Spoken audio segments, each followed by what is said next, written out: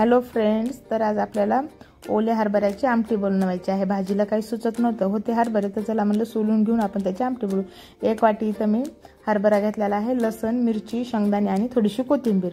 आपल्याला इथं तेल टाकून आपल्याला हरभरा जे सोलून घेतलेला हरभरा आहे त्याला परतवून घ्यायचं आहे।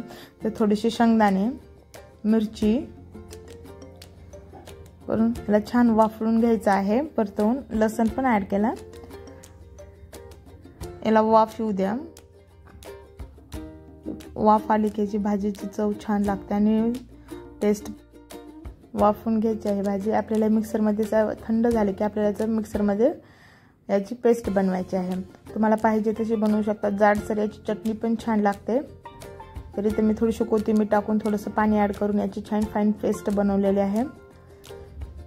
तिथे थोडं फोडणीसाठी लागणारं साहित्य, तर इथे आपल्याला मोहरी, जिरे, कढीपत्ता आणि वाटून घेतलेला लसूण, तिथे आपण त्या मिक्सर मध्ये पण टाकला होता, वाटणामध्ये पण या वरतून टाकलेली पण छान टेस्ट येते। आणि ती चिमूटभर हळद, अर्धा चमचा हळद,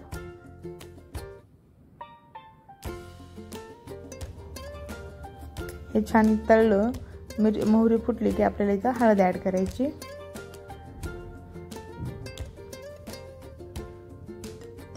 आणि आपण जी पेस्ट बनवली होती ना हरभऱ्याची, शेंगदाण्याची, मिरचीची, ती ऍड करायची। आपल्याला मिश्रण बनवलेलं आहे। तुम्हाला पाणी पण ऍड करू शकता, थोडंसं थिकनेस पाहिजे तसा। भाकरी सोबत हे थोडंसं दाटसरच छान लागतंय। थिकच भाजी टेस्ट छान येते याची। राईस सोबत खायची असेल तर आपण थोडंसं पाणी ऍड करू शकता। तरी तुम्हाला थोडंसं जास्त दाटसर वाटतं तर मी थोडंसं पाणी ऍड केलेलं आहे, 1 वाटी।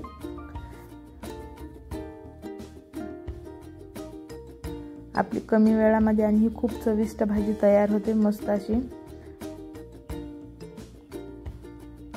चवीपुरतं मीठ आणि वरतून थोडीशी कोथिंबीर।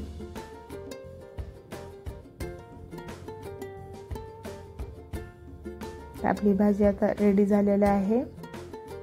ती खूप छान भाकरी सोबत तर खूप छान लागते, पण राईस सोबत पण छान लागते। आपल्याला ही जर तुम्हाला रेसिपी आवडली असेल ना, नक्की लाईक करा, शेअर करा आणि सबस्क्राईब करा। तुम्हाला अशा नवनवीन रेसिपीसाठी नक्की सबस्क्राईब करा। Thank you friends.